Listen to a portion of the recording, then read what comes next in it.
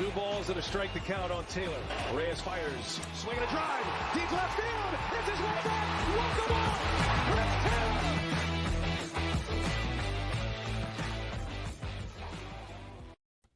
What's up, everybody? Welcome into DodgerHeads, presented by DodgerBlue.com. My name is Jeff Spiegel.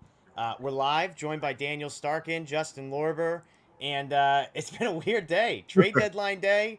Not the show that I think any of us were hoping to do. Justin, I'll come to you first. I mean, like, disappointment, is that the best word to describe how you're feeling right now? Where are you at? Probably just weird, not like disappointment. I think this is probably a little bit above 2019 when they got Adam Kolarek and nothing else. Like, Joey Gallo is at least interesting. Like, the possibility that he can be a legitimate bat against right-handers it's not far from zero. Yeah. So I'm intrigued, but if he doesn't work out, it's basically nothing. Daniel, I mean, is there a positive spin for you to put on the day that you've experienced today? I mean, look, at the end of the day, Andrew Friedman knows a lot more than all of us combined, probably. So, like, at the end of the day, I think he's earned the benefit of the doubt that we could trust in. Like Justin said, like, there is some upside with a Joey Gallo, and if the Dodgers see that in him, then who knows? But I don't know. I'm kind of like Justin. Like, I'm not super disappointed. Like, I came in, I've been saying for weeks, really, the only need was a high leverage type reliever. They ultimately didn't get that done, but it's not like the Dodgers came into this deadline with needs all over the field and decided not to address them. So it was weird, but I'm still really happy with the overall team. They're playing really well, and you know, there's some reinforcements on the way, so it's not all doom and gloom. But yeah, any trade deadline, you want to see your team do something fun at least. So in that sense, you know, we sat around staring at our computers all day, and not a whole lot happened. Yeah, and we're spoiled, right? Let's remember that the Dodgers go and make the Manny Machados and the Yu Darvish moves and the Trey Turner and Max Scherzer moves, and so we're used to them doing something, and yet, you know, today it doesn't happen. If anything, you know, people could argue that the Dodgers got worse. Jake Lamb sent out, Mitch White sent out. We'll get into both of those. We'll get into the Joey Gallo trade. We'll get into the Juan Soto stuff. Daniel, I'm going to come to you with the headline. James Outman not in the starting lineup tonight. I think that's the most important story of the day. Any reason for concern? No, I'm just kidding. Let's get to the Soto trade, because I think if you were on social media at any point today, especially in the morning, this was the headliner. Matt and I did a video this morning breaking it down, but the Dodgers, all reports throughout the day that they were in it to the end. The Nationals end up picking the Padres offer. And Justin, I'll come to you. This is the deal that they made. They gave up the number 10 prospect coming into the year. These rankings, you know, are all over the place, but C.J. Abrams was a number 10 prospect in baseball coming into the year. On Keith Law's list, they gave up the number 18 and number 44 prospects currently. They gave up Mackenzie Gore, who is the number 6 prospect heading into 2021, as well as a guy I believe is like in the 7 to 10 range within their organization to get Juan Soto and Josh Bell. Josh Bell, who has an 870 OPS, 14 bombs, who is a massive upgrade over Eric Hosmer. There was drama with the Hosmer piece. We were all crossing our fingers that somehow Eric Hosmer was going to torpedo this deal. But, Justin, my first reaction, and you're more of a prospect guy than me, that deal felt about right for Soto, and it felt like Josh Bell was just for free thrown in on top. Did you feel like Keith Law has come out on the other side and said he thinks the Nationals did fantastically here? So what did you make of the deal that the Nationals got for Soto and Bell? It feels light. I think it was Mike Petriello who said on Twitter, like, it feels a little light for Soto. It's a haul. Like, it's an absolute haul. Like, they traded 4 very good prospects and a really interesting, complex lead arm in Jarlin Susana, who is 18 years old and throws triple digits, and is like a top 10 prospect in their organization, or at least was. But it's Juan Soto, so it does feel just like a little bit light because they were supposedly asking for your top 5 prospects and 1 or 2 young major league players. So compared to that, it feels a little light, especially because it really seemed like, you know, they're going to hold out for their price. And then you add in Josh Bell, and you add in, supposedly the trade was going to include Eric Hosmer. It ended up not including Eric Hosmer, but they were essentially getting Josh Bell at what seemed like for free. Yeah. And they were adding in Eric Hosmer, and I know they were paying down a majority of his contract, but still, like, you're trading away Eric Hosmer to the Nationals, who don't really have much of a use for him. So yeah, like, initial first reaction is it seemed light. Like, James Wood is an awesome prospect who I think, is not as well known as the main three in that deal, Hassel and Abrams and Gore. And he has legitimate superstar upside. He might have the highest upside of anyone in that deal. And if they think, he does have that upside, he might be a superstar, great. But it feels light. Like it's Juan Soto. This trade happens once. And like I had this sneaking suspicion that I was going to be underwhelmed, but you expect it like to be a big package, and it was just not as big as I thought. Yeah, and it was crazy because Jim Bowden, who we sort of were laughing at throughout the last couple of weeks, because he kept throwing out, this is what it might cost the Dodgers. And I'm like, good Lord, if that's the package that it takes, where do I sign? And Daniel, that's kind of where it ended up landing. Like, again, if you figure Josh Bell is maybe worth, that guy who's like the number 8 or number 6 prospect in their organization, we're talking about 4 top prospects in exchange for Juan Soto when we had been talking about 5 or 6. So, I mean, were you surprised? Like, let me ask it this way. What's your reaction to the idea that Andrew Friedman decided not to beat that offer? Yeah, I mean, I don't know farm systems as well as Justin, but I would kind of fall in the same line as him. Like it felt like something that if Andrew Friedman wanted to beat it, he pretty much easily could have. If you look, I guess, maybe Gore and Abrams were the 2 like major league pieces that maybe the Nats really wanted. And on the Dodgers side, I guess it would, if they wanted major league pieces, it would be Gavin Lux and Dustin May as opposed to some of the top prospects. So maybe that was it for Friedman. Like he didn't want to, give up, actual major league pieces. But to me, at the end of the day, they could have beat it if they wanted to.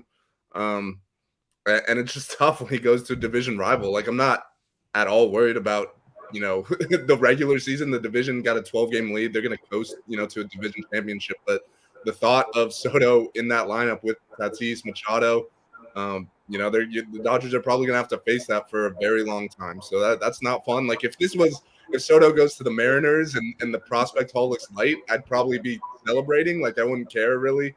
But the fact that it's, right to the Padres, it's a tough one to swallow. And like you were saying earlier, we've been on the other side of that plenty of times. Like we've had plenty of trade deadlines where we've gotten to celebrate, the big acquisition or whatever. So it feels just as bad when you don't, even if you didn't necessarily need him. Yeah. I mean, as soon as they said the Padres are on the 1-yard line, I was like, perfect. This is Andrew Friedman's entrance music. This is how big Dodger blockbusters start, is by getting everybody's hopes up that Max Scherzer is going to become a Padre, and all of a sudden he's a Dodger. By the way, Trey Turner's going with him. So, yeah, I mean, and to carry on with the Padres piece, because they added Josh Hader yesterday. They had Soto and Bell in this move, and then they go get Brandon Drury, who is a guy that, Daniel, you and I have had lots of conversations about whether or not they can go get him. They get him for their number 6 prospect post-Soto trade, so maybe that makes him like the number 11 or 12 prospect pre-Soto trade. They're in a really interesting spot because, Justin, when I look at the Padres, to me this feels like they have increased the ceiling of the window of sort of the organization that they are currently in, while they have shrunk it entirely, because their farm system is now one of the worst farm systems in all of baseball. 4 of their 5 starting pitchers are free agents either this offseason or the next offseason. And yet, I look at the team they're going to put out every night. As Daniel said, I'm not worried about us losing the division, but that's a heck of a team. And for the next 2.5 years when Soto is there, it's hard not to be, I'm not nervous about them, but if I was a Padres fan, I would be thrilled that we're going for it for 2.5 years and kind of like, we'll figure out what happens after that. Yeah. And, when you are in a division with the Dodgers, you can't afford to sit back and just, wait and see if your cars come to fruition. They needed a move like this to compete with the Dodgers. And of course, not necessarily in this regular season, given where the standings are, but in all likelihood, they're going to be either the 4 or the 5 seed, and probably the Braves or the Mets as the other 4 or 5 seed. Still a lot of time left. But again, if the Dodgers can keep doing what they're doing, they get the number 1 seed, they'll play the winner of that series in the division round. So they could very easily see the Padres in the NLDS, and, interdivisional NLDSs are hard fought. We know that from last year. And this Padres team, I know Giants won 107 games last year. This is a more talented team than that Giants team, especially if you have Tatis healthy again, with Soto, with Machado, with the other guys in that lineup, with the front of the rotation, and now Josh Hader at the back of their bullpen. It's a really good team. And not really a team you want to face in a short series. Justin, let me stay with you real quick, because the thought crossed my mind as the Padres were involved in this for a while. There was part of me that said, look, I'm going to be pissed if Juan Soto ends up a Padre, but there was also part of me that was like, but for the Padres to do this, they kind of have to mortgage the long-term future of the organization to a large degree, because as I said, they're going to have to find guys to pitch for them. They don't have young, inexpensive rookie-level guys that can fill in the holes on the roster. AJ Preller has never done a good job of filling in the holes on the roster. So, Justin, as a guy who studies sort of farm systems and stuff like that, organizational building, is there any part of you that is excited about the Padres doing this, knowing that, again, when Soto is a free agent in 3 years, they're either going to have to pay him at the expense of everything else, or the whole organization is going to look a lot worse than it might have had these 4 or 5 prospects stuck around?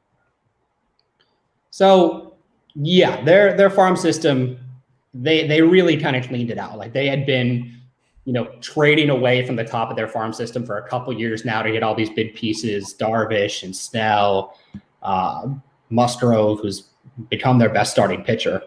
Yeah. And now really kind of finishing that clear out. And I thought they had a great draft this year, getting Dylan Lustro, who, might be the best high school arm in the draft. He just had Tommy John surgery, so won't pitch for a little while. But they have some guys there at the top of their farm system still, at least at the very top. And they've done a decent job at producing from their depth, especially on the international market. So it's not completely barren, but yeah, at least like in the next 2 to 3 years, guys who can come in and fill in rotation spots. They don't have super clear options besides Ryan Weathers, who's, been so-so. He's bounced between AAA and the majors, and Adrian Morejon, who, was heavily rumored in those Soto discussions and ended up staying, but he's hurt right now. So we'll see. They've kind of shed the small market team persona in going after these big names and making these big signings. So if they keep that up, they can go get starters. Absolutely. Yeah. But we'll see if they want to keep it up, because, they're not producing the kind of revenue that teams around the luxury tax usually produce. And doesn't mean they can't do it, but we just don't usually see small market teams act like that for such a long period. Yeah, it's great for baseball. It's proving that what we know when we look at small market teams and saying you could do this if you wanted to. The Padres are a perfect example of that.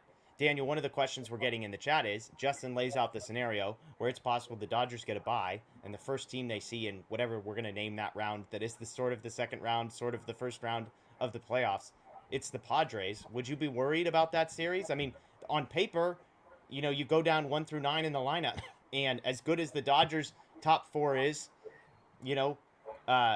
Machado, Tatis, Soto, and Bell is as good, if not better. Hader at the back of the bullpen, the starting rotation where Musgrove and Darvish, like at the top end, it's nice. I mean, like, is there a part of you that is worried about that matchup? And I don't mean from like this isn't a knock on the Dodgers necessarily, but that's a really good team that the Dodgers could find themselves facing in a really big series.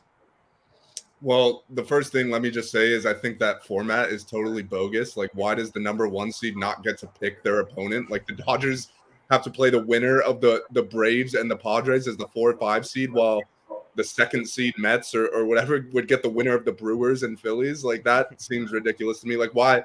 The Brewers are going to win their division, sure, but why do they automatically get the 3 seed even though the Braves are going to have a better record than them? I think that's ridiculous. As far as being worried goes, I don't think there's ever been a playoff series that I wasn't worried. Like, that's that's playoff baseball. Like, any team who's good enough to qualify for the playoffs is good enough to get hot for a couple weeks and go on a run. Like, we've seen it so many times. It's not always necessarily the best team that wins. So yeah, obviously the Padres would worry me a little bit, like facing Tatis, Soto, Machado at the top of the order. It's not exactly fun. I will say, though, I still have the Braves ahead of them. So if that's the wild card series, as of now, I would pick the Braves to win that series. I think they're still a really good team as well. So yeah, whoever winds up winning that, if the Dodgers play them, I'm definitely going to be worried, just because I'm always worried. But I still think at the end of the day, I'm taking the Dodgers roster over anyone. And that also, I mean, that includes the guys who are not there now, who they forecast coming back. And I'd say the fact that the Dodgers didn't make any big moves today, that kind of shows that they're at least confident that a few of those guys are going to come back. So that's, a positive at least. but yeah, I'm always going to be worried until that final out of the World Series is recorded. Yeah, somebody asking about the seeding thing you're referring to. Basically, if you win your division, you will be the 1, 2, or 3 seed, and then the wild cards will go from there. And so, what Daniel is saying is that if the Braves and the Padres would not win their divisions, therefore neither of them would be the 3 seed. The Dodgers, theoretically the 1 seed, would play the winner of the 4-5, which are the 2 best non-division winners. That's why potentially you could get a weaker 3 seed playing a weaker 6 seed, and the 2 seed getting to play the winner of those 2. Let's get into the Dodgers and what they did. Justin, I'll come to you because you mentioned this guy earlier. Joey Gallo is sort of the big move that they make, and a lot of people are like, don't we already have this guy in 2 different forms in Max Muncy and Cody Bellinger? The numbers aren't great. I joked on Twitter. I said there's optimistic Jeff that says this is a guy who had like an 850 OPS with 38 home runs just a year ago, and then pessimistic Jeff says that this guy hasn't hit above 200 since 2019. So he did win 2 Gold Gloves. I know we're not big Gold Glove fans around here, but it tells you a little bit of something at least. He is only 28. I would have guessed 34. I feel like Joey Gallo's been around for the entirety of my life. Justin, I sense a little bit of optimism about Joey Gallo from you, so I'll give you the floor first. Your response to that trade, and you can even talk a little bit about Clayton Beeter, who was the guy that they gave up. Somebody you had, I believe, like 18th heading into the season on your prospect list.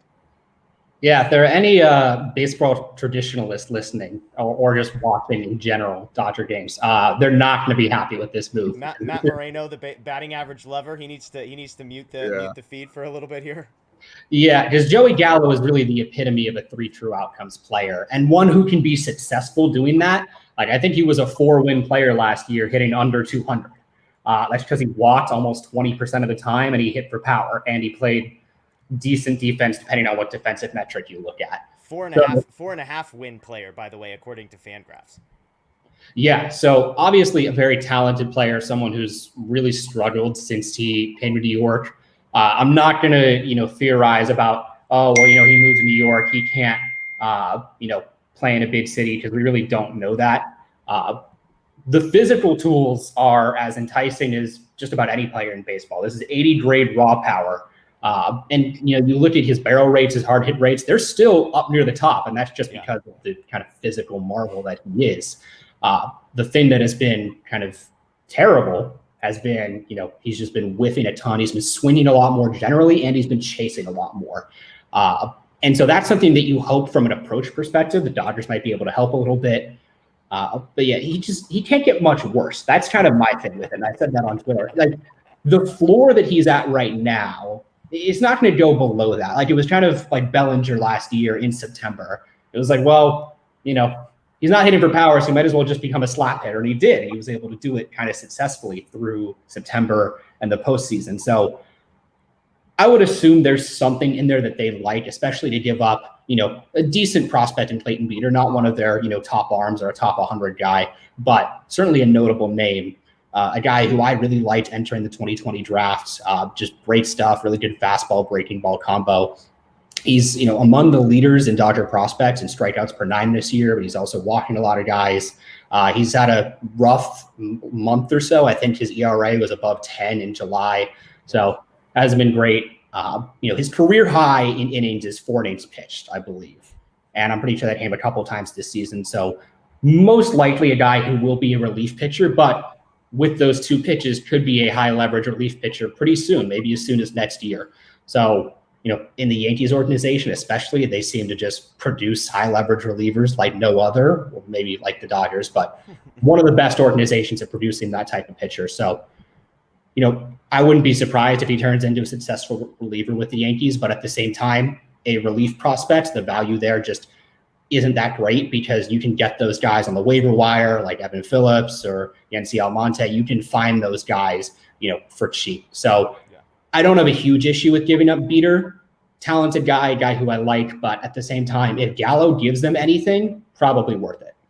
And just following up on that, I mean, people in the chat are talking about the Dodgers improved Heaney, they improved Anderson. It feels to me like improving a hitter and developing a hitter, like swinging at strikes versus not swinging at strikes, being able to see what is a strike and what isn't a strike.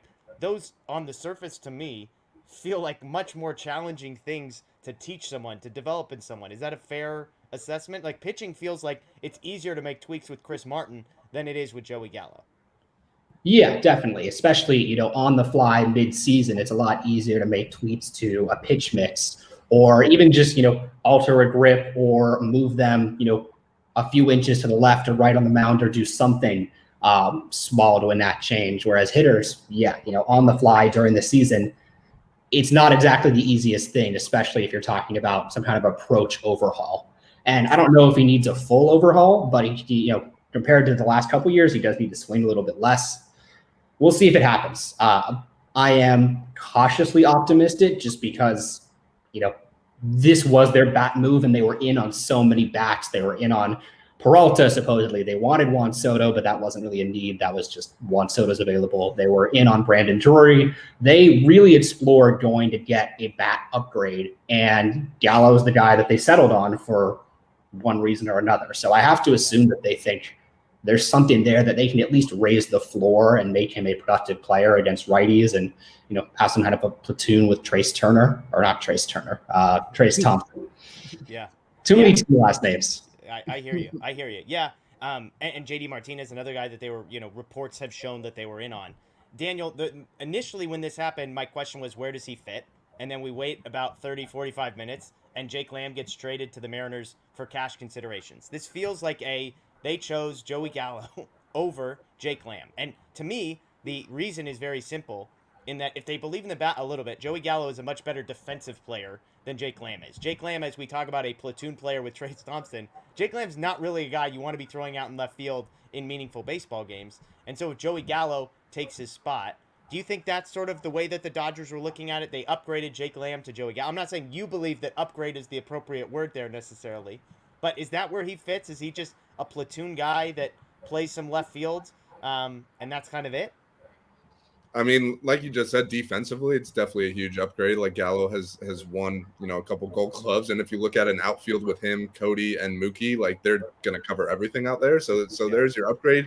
On the hitting side, we got to see, like Justin was just saying, like maybe the Dodgers see, they see the upside there. They think they could unlock something, although not a ton of time to do it. But I think the difference between Gallo and Lamb is kind of like, what you're going to get out of Jake Lamb. Like, he's going to be solid. He's not going to be anything crazy. He's not great defensively, but he's a solid hitter. Whereas Joey Gallo, who has obviously been awful over the last year since he went to the Yankees, but his upside is a lot higher than a Jake Lamb. Like Joey Gallo has multiple 40 home run seasons to his name. And like Justin was saying, even though the batting average was low, he still finds a way to impact the game in a positive way. So if the Dodgers feel, that's, they can unlock that upside, then maybe it works out for them. But I also think they looked at Jake Lamb like as a guy who was expendable, just because with all the guys you got coming back, you got Edwin Rios, who fills pretty much the same role. Obviously, you got Chris Taylor coming back, and now James Outman has looked great. So, they felt that Jake Lamb was a guy that they could just kind of give up, let him go to Seattle, where he could probably get more at bats. So yeah, that's what they're betting on there. I think for me, like we've talked about bats the last week or so, and I think me and Jeff, at least, were both kind of in agreement that I thought a right-handed bat was more of a need. Like I thought they could, they should go out and get someone that can mash lefties, which obviously is not Joey Gallo. We talked about Drury a lot. So I guess my question for Justin would be like, did the Dodgers give up more for Gallo than San Diego did for Drury? Because if that's the case, then I would have rather gotten Drury. Yeah, I think there's room to prefer either Beater or Victor Acosta, who's the prospect that they traded for Drury. He's much further away. He's an 18-year-old shortstop playing in complex ball, so very different prospect from Clayton Beater. If you think Clayton Beater is a reliever, and I think that's the most likely outcome, then yeah, I think you might prefer the upside of a guy like Acosta, especially for the Reds, who are not looking to compete this year or even next year. They have that kind of core in like single A and double A. So they're a few years away. So for them, it might be a better organizational fit for them to take a shot on a high upside young shortstop than a guy like Beater. Gotcha. Yeah, it's a great question. But I like what you said. There's got to be room for these guys, because that was the other thing, and I've walked through this before. But if you assume that the Dodgers are going to go to the postseason with 13 hitters, there's 6 guys in the starting lineup that you can just pencil in, right? It's basically the entire infield, Will Smith, Mookie Betts. Then you've got center field, left field, DH. Even if you want to pencil in Cody Bellinger, that's fine. Austin Barnes is definitely going to be on that group. But if Bellinger's not penciled in, you've basically got 6 spots for Bellinger, Taylor, Muncy, Thompson, Gallo, Alberto, Outman, and Rios. So there's 8 guys competing for 6 spots. Now, Outman is probably easy. I don't know did you say Chris Taylor? I did say Chris Taylor. Okay. I think you're missing one name, though. Who's that? Miguel Vargas. Today. Well, a taxi squad, though, right? No, he's active. Oh, actually called Active up. roster. Okay, Yeah. so let's get into that then, because then Miguel Vargas is on this list. And I would, Justin, you're a lot closer to this than me. Michael Busch feels like he's not a whole lot further behind Miguel Vargas as far as Major League readiness. You can correct me if I'm wrong, but, I mean, talk me through. Okay, I'll ask it this way. Where the heck does Miguel Vargas fit? Because I just named 8 guys that are sort of trying to fit themselves into 6 spots, and some of those guys are Bellinger, Chris Taylor, Max Muncy, Joey Gallo, and then you've got Trace Thompson, who you can't possibly get rid of, Edwin Rios, who is hitting, Alberto, who I think might be the odd man out. But I mean, why are we trading for Joey Gallo if you have all of these guys and if you believe in Miguel Vargas and whatever? So take that wherever you want. But what does the Miguel Vargas call it mean for you? To answer your first question, you trade for Joey Gallo for the upside. Okay. You trade for him because he might be a legit impact bat. If he's not, you might have other guys who can fill it, but the upside is there. And as for Miguel Vargas, I see him in kind of similar role to what Alberto has done right now. You know, right-handed bat, second base, third base. I know he's played some left field, so you could see that a little bit, but probably sticking more in the infield, at least, you know, with the current makeup and Trace Thompson performing well in that role. So, yeah, there's a bit of a duplicitous role there with Alberto and Vargas. And maybe when it comes time for the playoffs, if Vargas is really performing, Alberto might be a guy that you leave off the playoff roster, but still have, you know, in the building. You can't take him away from the dugout. I mean, you can't take that guy away. Phantom rail stint at the end of the season. Yeah, and that's the other thing, especially with Bellinger and Muncy. You know, I wouldn't be surprised to see some kind of phantom IL stint at some point in August or September. Give them 10 or 15 days off, see if they can get a bit of a reset. They already tried it once with Muncy. Didn't work. Who knows? But, yeah, I think if he hits, he'll play a role because right now they do need some production. And, you know, they're willing to stick with Muncy and Bellinger for now. Dave Roberts has said that, but how much longer, and especially if you get into October when the games will actually matter, because for all we know, the Dodgers are just going to keep running with the division. Let me do a couple of rapid fire with you on this one. I've heard skepticism about Miguel Vargas' ability to play defense pretty much anywhere other than potentially first base. Is that where you land, or do you think he could play some third, play some second? Yeah, you know, there are people out there who aren't super high on his defense, and he's not a defense first player. He's a bat first player. But especially with the Dodgers positioning, you know, they position so well. They consistently are at the top of the league in positioning their infielders. He can play it fine. I'm not like, I don't think he's like a liability at third base. And even, you know, at second base, I think he'd be fine. Not a guy that you throw out there expecting to make highlight reel plays or win a gold glove. I know you guys don't like gold gloves, but theoretically. I'm not anti-gold glove. It's just sort of like a, you know, I know some guys who have won some who didn't deserve. It means something. I mean, it means you're in the top third in your position. We'll say that. It doesn't mean you're the best. Real quick, Justin, while we're on this one and talking about all these bench guys, give me your scouting report on James Outman so far. I mean, you studied him up until this point. Clearly, what he's doing is not even remotely sustainable. He's known for his defense, not his bat, and he hasn't really had to do anything defensively. Made a nice catch last night, but I mean, are you seeing anything that makes you believe that there's even like part of this that is sustainable? Is it just like, hey, it's nice while it lasts, he's not going to make a difference the rest of the year? Well, I mean, James Out, you're talking about the greatest hitter in baseball right now. If he had gotten traded today, he would have been the greatest Dodger hitter of all time. He would have move over Juan Soto. But, you know, Outman presents a really high floor with the power and the speed and the defense. So there's certainly a guy who can be a bench outfielder there. And just how much he hits will determine whether that's, you know, in a fourth or fifth outfielder role or if it's kind of a strong side platoon role. And through 3 games, he's shown kind of what he can do. He can hit the ball the other way. He's got a little bit of power. If he were to play, you know, a full season, I really think he'd be, like a 2020 guy with pretty strong defense who can play all three outfield positions. Whether he, ends up playing a full season, we'll see. If he's in the Dodgers organization, odds are it's in more of a part-time role. But yeah, he's been great so far. Who knows how long he stays on the roster for? He probably heads back to AAA if and when Joey Gallo gets activated. But for now, yeah, and it's a good little taste for him to get a taste of the big leagues and see some big league pitching. You're muted. You're on mute. I was saying you're not talking about James Outman, the 2023 center fielder for the Los Angeles Dodgers. Different possibility there. At this point, honestly, I don't know who the 2023 center fielder would be. I've been pretty opposed to the idea of non-tendering Bellinger, but I've been opening up to it more and more. Yeah, no, look, it's going to be an interesting debate. It's a debate for another day. Let's get into the other move that the Dodgers made.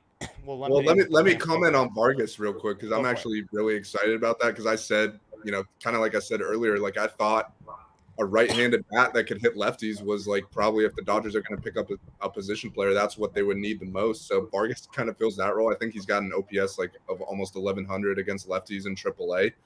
And basically, all the names you mentioned that are kind of fighting for those final few postseason roster spots, they now pretty much have a 2-month runway to kind of audition and see who's hot at the time. First of all, who's healthy at the time, just because we know how that goes. But the last 2 months of this regular season, as long as the Dodgers keep winning the way they have and they have a comfortable division lead, they could afford to move some guys around, take some risks, give some of their regular guys more time off, kind of like Justin was saying, where maybe you put Muncy on the IL for a couple weeks and let him kind of reset or whatever the case may be. But I just think you give those guys, as much playing time in the next 2 months and then see once October rolls around who's playing the best and who, who's worthy of that roster spot.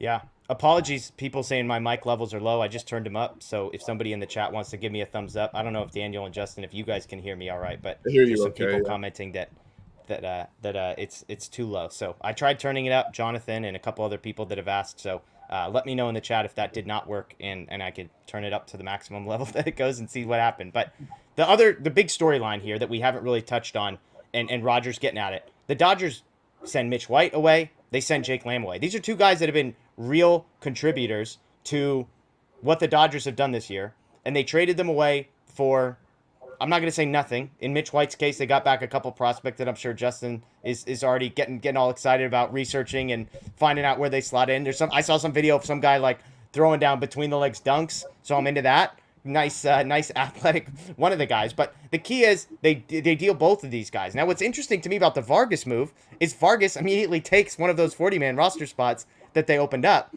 which I initially thought were for a bunch of these guys that are on the 60-day IL. Buehler's on the 60-day IL. Gonzalez is on the 60-day IL. Canley's on the 60-day IL. May, Trine, and Rios. All those guys not currently on the 40-man roster would need to be added back. And so I thought they were opening up spots for some of these guys, and then they add Miguel Vargas to the 40-man roster spot. So it's an interesting sort of dynamic. They've got other guys. Unfortunately, my Oregon Duck guy, Jake Reed, that's probably one of the first ones to go. They've got Eddie Alvarez as a guy that I'm I don't know how much longer they're going to keep him around for at this point. But they've got some guys they can move. But I guess the Vargas piece, that was interesting. So, Daniel, I'll come to you. Look, we know that it was possible the Dodgers weren't going to do anything. It feels like they went backwards. They got rid of Mitch White, who was making real starts for them over the last couple weeks. I'm not saying he's dramatically better than what they could get from Michael Grove or Ryan Pepio moving forward, but especially with a bunch of Heaney and some of those types of guys coming back healthy. But were you surprised to see the Dodgers selling off some of the excess pieces to open up 40-man roster spots? I actually wasn't surprised at all. I actually thought that move made a ton of sense. I don't know a whole lot about the prospects, so I'll defer to Justin there, but they got a couple guys who could end up being legit. I think that's worth it, kind of similar to the Ross Stripling trade a couple years ago. The Dodgers, if you look at the state of their starting pitching, I think it's in a really good spot. They got 5 really good starters right now. They got more guys coming back. And with the division lead that they have right now, it's not like last year where you need to go out and win every single regular season game. So let's say a guy does go down, is Mitch White a better option than Ryan Pepio or Michael Grove? Maybe the answer is yes right now. But I think at the end of the day, the Dodgers have enough of those guys that if they need, a spot starts, they could get through the rest of the regular season. And I also think it's good for Mitch White. Like he's actually having a pretty good season, and I think he's gone back and forth, between AAA and the majors so many times that that can't be very fun. So now he gets a chance to go to Toronto where he could, be in that rotation and really show what he could do at the big league level for more than like 2 or 3 starts at a time. Yeah, Justin, where were you at on Mitch White? I mean, this guy's second-round pick. I know sort of has had an up-and-down career as a prospect. There are people high on him and then not so high on him, but he pitched way better than I think pretty much anybody would have expected this year. You and I feel like have had conversations where we felt like he could be a back-end rotation guy for most teams in the league, just not the Dodgers. So were you surprised that they moved him? What do you think about the haul from what you've seen that they got back for him? What was your reaction to that? So not surprised that they moved him. I was actually talking about this with someone yesterday. White is the type of guy who's very valuable to a lot of other teams because he can stick in the rotation. The Dodgers have 5 guys in front of him. He's been starter number 6 or number 7 pretty much the entirety of his career with the Dodgers, at least while he's been on the 40-man roster. But he's delivered. Like he has pitched like a major league starter. Someone who's pitched like he has does not deserve to go down to AAA. So it's great for him that he's to be hopefully in a rotation consistently. As for the haul they got, the main guy, Nick Frasso, who was a 4th-round pick back in 2020. He had Tommy John back in, I think it was last year, so 2021, but he's already back. It looks like he's gained velocity. He's been up into the mid to upper 90s, touching triple digits since he's come back. I think his ERA is below 1 in like 50 innings between both levels of A-ball. So he's been great, but he's 23. So, age-wise, he should be at, high A, double A. High A is where he's at right now, but I wouldn't be surprised to see him move to double A eventually, maybe later on in the season. But high upside arm, he's the guy who you saw dunking a basketball between the legs, former basketball player. He's like 6'5", 200, so he's kind of built like a small forward a little bit. This is a guy that I liked entering the 2020 draft. He's a local product. He's from Loyola Marymount, so exciting arm. As for the other guy, I really don't know much about him. Moises Brito in the Dominican Summer League. He's 20, so he's older, but he was just signed this year. So he's a very recent signing. He's also pitching well. He's an ERA under 2 in the DSL, but he's old for the league, even though it's his first professional season. So I don't know. I'm going to see if I can dig up any reports of velocity or anything like that. But I'd assume him being in the deal, of some interest. Of how much interest, I don't know how much. They also gave up Alex DeJesus in that deal.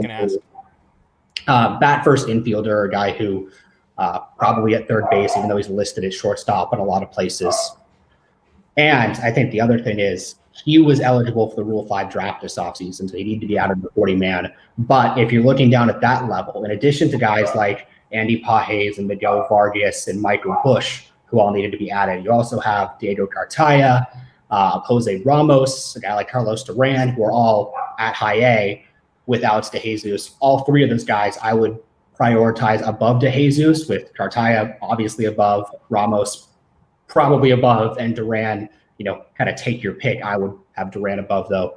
So moving a guy who maybe doesn't get taken in the Rule 5 draft, but would at least be eligible and might be taken based on talent, even if he's far away. So you reduce the roster crunch a little bit there by moving him. Yeah. Well, I mean, I think it makes sense. Like, people can be mad about Mitch White being moved, but the reality is, like, if Mitch White's playing a significant role between now and the postseason, and especially in the postseason for the Dodgers, they've got a lot bigger problems than whether or not they should have held on to Mitch White. Jake Lamb I had a little harder time with because he was actually producing. We've seen him do it at the major league level. But again, they replace him with Gallo, and you've just got to, Andrew Friedman's basically looking us in the eyes and saying, trust me on this. Gallo has more upside. Gallo's going to be better defensively, and you just got to take your chances. So the 2 guys they send out, they sort of replaced. Mitch White will be replaced internally and whatnot. And it is important to mention a lot of the guys the Dodgers are expecting to come back. I can't remember who tweeted out, but somebody said, they're expecting Buehler and May and Trinan and all of these guys to come back at some point. And so if you are expecting those guys and you're hoping for things out of them, then you've got to leave room for them. Let me do a quick rundown here. Daniel, you could tell me what stands out. I looked at some of the teams that the Dodgers are going to be most competitive with, both in the National League and in the American League, and kind of some of the deals that they make. The Braves add Raisel Iglesias, a guy you and I talked about last trade deadline. he gets added right at the deadline. They added Robbie Grossman earlier in the period. The Mets add Darren Ruff and Michael Givens. Astros, Trey Mancini, Christian Vasquez, and the bad Will Smith. Yankees add Frankie Montas, Benintendi, Scott Efros, and Lou Trevino. My favorite deal of the day, Merrifield to the Jays, just because there's just comedy all over the place on that one. But when you look at the Braves, the Mets, the Astros, the Yankees, we've obviously already talked about the Padres. Any of those teams, jump out at you as okay, the Dodgers stay put. The Dodgers are the best record in baseball, by the way. Everybody's chasing the Dodgers. The Dodgers are not chasing anybody. But of those teams, any of those teams' actions jump out at you? I mean, I mentioned them before. I liked what the Braves did. I know Iglesias' contract is a lot. I think he just signed it this past offseason. It was 4 years, $60 million or something like that. So the Braves are taking on all of that, which is why, the return to Anaheim was pretty light from what I saw. But I still think if that's a guy who you add a high leverage guy to your bullpen, that's solid. I think Robbie Grossman is a guy who hits lefties really well. And if you look at a potential Dodgers-Braves series, there's a non-zero chance that the Dodgers are throwing 4 lefties out there. So, we'll see with that. I like what the Astros did. They had a kind of a logjam in their starting rotation. So they turned a guy in Odorizzi, who was kind of at the bottom of that list, into, like you just said, the worst Will Smith, who has been a solid, major league reliever for a lot of years. And then they get a catcher in Vasquez. So I like what they did. Outside of the Padres, though, there wasn't huge moves like star players, going where it completely shifts the World Series odds or whatever the case may be. So outside of that, I guess that's a good thing. For the Dodgers, no, the Dodgers didn't make any big moves, but outside of the Padres, it's not like anyone else made a super big splash either. I mean, I would say the Yankees, Justin, probably belong in that category. Frankie Montas, Benintendi, Efros, Trevino. I mean, they add, a couple legit arms as well as Harrison Bader as well. Harrison Bader as well. Any of those teams jump out to you, Justin, as teams that you're all right, as a Dodger fan, it worries me a little bit to have seen what they did? I mean, I think the most worrying thing is obviously Juan Soto being in your division for at least the next 2.5 years and potentially the next decade and a half. So I think that's the most worrying part. I feel like every team got meaningfully better. And for the Dodgers, they probably did less than any other team, and maybe they needed to do less. If Joey Gallo hits, I think that's a meaningful upgrade, though. I do like what the Marlins did. They traded 2 relievers, Zach Pop, who was in the Manny Machado trade from the Dodgers to the Orioles, and they also traded Anthony Bass, who was somewhat connected to the Dodgers as well, to the Blue Jays for Jordan Groshans. He's had a rough year, but a guy who was at one point a top 25 prospect in baseball. So interesting move. The Marlins develop arms really well. They have a ton of pitching. They have not developed hitters very well besides Jazz Chisholm. So good for them. They will get a high upside bat, even if it's a guy who's faltered in recent years. So I like what they did from a selling standpoint. Yeah, and Jazz, you could even argue, I mean, that he came from the Diamondbacks, I believe, in the Zach Gallen trade. And so, maybe that's why they got a little bit lucky there, because somebody else developed him for a couple of years at least. But I like kind of, we'll end on this note. I think there's a best case scenario and a worst case scenario for the Dodgers as far as this trade deadline. The best case scenario is that Joey Gallo, look, nobody's saying he's going to become an all-star, perform at an all-star level. He's going to be hitting 250, all right? But there's a scenario where Joey Gallo is putting up a 750 OPS with a little bit of power, playing solid defense, and that's an upgrade over Jake Lamb, maybe even over a Cody Bellinger or a Max Muncy in the lineup against righties. And then on top of that, if you get Blake Trinan back with some level of health, if you can add Buehler, if you can add May back in, then all of a sudden, all these moves that people are mad the Dodgers didn't make, there wouldn't have been room for them anyways. If you add back Trinan, Buehler, and May, there's not room for more relief pitchers. There's not room for more starting pitchers in that scenario. And so, to me, that's the best case scenario. Daniel, what's the worst case scenario? Joey Gallo flames out, Blake Trinan doesn't come back? I mean, which of those two feels more likely to you, if you're being honest? That these injured guys never really come back and it never totally gets put together? Joey Gallo continues to be a 150 hitter and it just feels like Muncy Bellinger 3.0? Is it the worst case scenario or best case? Which is more likely? Probably best case, just because there's a lot of talent coming back. And look, the team is rolling without all those guys right now. So it's not like they're a bad team, but I think for me, when you're talking worst case, it's not even about Joey Gallo. To me, it's all about pitching. Like if you look at the starting rotation right now, they got 5 guys in there that are all really good. Of course, you expect May and Buehler back, but let's say May and Buehler don't come back, and then one of those 5 guys get hurt. Maybe 2 of those 5 guys, like they each individually have their own concerns. Like if you look at Kershaw, he's obviously had a ton of injuries. Tony Gonsolin is already at a career high in innings. Tyler Anderson has been great all year, but he's about, a run and a half lower than his career ERA. So I think, if you look at that, that's a concern. And then it's pretty much the same thing with the bullpen. Like if you're not getting back Treinen and Gratterall, like those guys, those are 2 kind of high leverage guys right there. Then you're kind of pushing, mid leverage guys into high leverage roles. And still got Kimbrel as your closer, which is a huge, concern. So to me, the worst case scenario is all about pitching. Like if Joey Gallo doesn't work out, like they could leave him off the postseason roster entirely and, still be pretty fine. Yeah. Justin, closing remarks here as we look back on this deadline. And are you optimistic about these guys coming back and even some of the young guys? Like could Ryan Pepio contribute? Could Michael Grove contribute? Could Miguel Vargas contribute? Where are you at? Could they? Yes. Will they?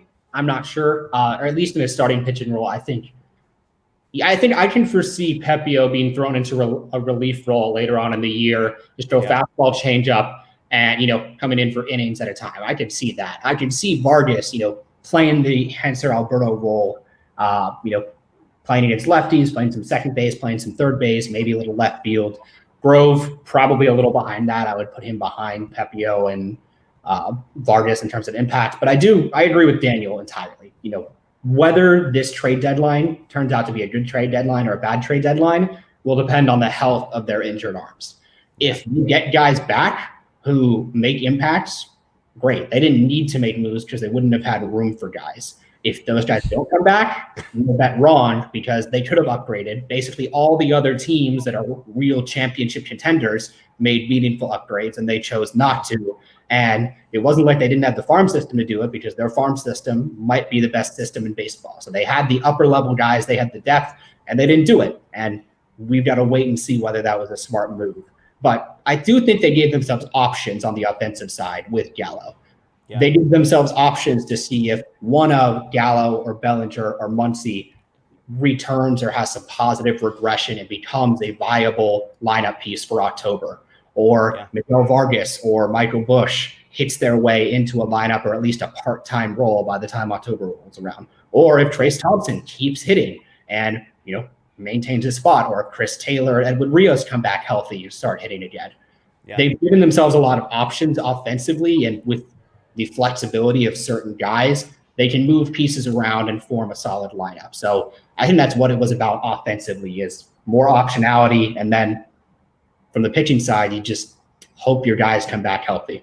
Yeah, I like what you said, because it's sort of along the lines of how I've thought it. At the starting pitching level, with Heaney back and with May and Buehler potentially back, you've got 7 guys, and they're basically saying in the next 2 months, we need 4 guys to be solid and to figure it out and be ready to go in the postseason. And I think offensively, you've got 6 positions on your diamond that are completely dialed in, and then you've got center field, left field, and DH, and you're basically looking at Bellinger, Muncy, Gallo, Thompson, Vargas, all these guys, and basically saying, we just need 3 of you to kind of figure it out. Like, we need 3 of you to be competent. And the good news is, with Gallo and with Bellinger, at least you're going to get above average defense. So even if none of these guys start to hit, you're going to have a great defensive outfield in center and left. But if Muncy can figure it out, if Trace Thompson can keep it up, if Miguel Vargas can come up and go on a tear, it's like, of these 6, we need 3 to figure it out. I think the bullpen's where it's a little more interesting, because Treinen is the absolute linchpin to everything that happens out there. Otherwise, it's not 6 guys trying to figure out 3. You're looking at Craig Kimbrel in the ponytail and saying, hey, bud, we need that curveball to start breaking and throwing for strikes. We need the 98 to start ticking up to 99, because if it's not Kimbrel and it's not Treinen, Evan Phillips and Yency Almonte at the back of a bullpen trying to win a World Series is not what we're hoping for. Could they do it? I mean, who knows? But last thing I'll say about injuries, then we'll sign off here. The Dodgers know more about the injury status of all of these guys than we do. And so they made all of the moves and the decisions that they did, saying, we know what Treinen's bullpen looked like. We know what Chris Taylor's rehab looked like. We know what Gratterall's bullpen looked like. We know all of this. And so we just have to trust as fans that the smart guys who have made smart decisions and built this roster in the most impressive way imaginable made educated decisions and risk analysis and all of that and said, we know who's healthy. We know who's going to be able to come back. We're going to place our bets where we place our bets, and we'll see what happens. And look, if you're a Dodgers fan, you can't complain about how those bets have been cashed over the last few years. So we appreciate everybody for joining us. Apologies for this chat. It's been a great time. I know there's some disappointment, but hopefully we're leaving on a note of optimism and saying, hey, if you look at the roster, if even half of these guys come back healthy, it's still going to be the best roster in baseball. It's still the best team. They're going to have the number 1 seed. They're going to have a bye. They're going to have home field. It's going to be good. So that's Daniel Starkand. That's Justin Lorber. Guys, thanks for joining us today. Everybody else watching, thank you. Make sure to check out DodgerBlue.com. We'll have all the latest. If you're new to the site, please subscribe, ring the notification bell here. We have tons of content that comes out every day, and so we appreciate you checking it out. Enjoy the rest of your day. Enjoy a break from social media now that you've been refreshing that feed for the last 12 hours. Take a break. Enjoy the Dodgers, even without James Outman tonight. We'll see you next time.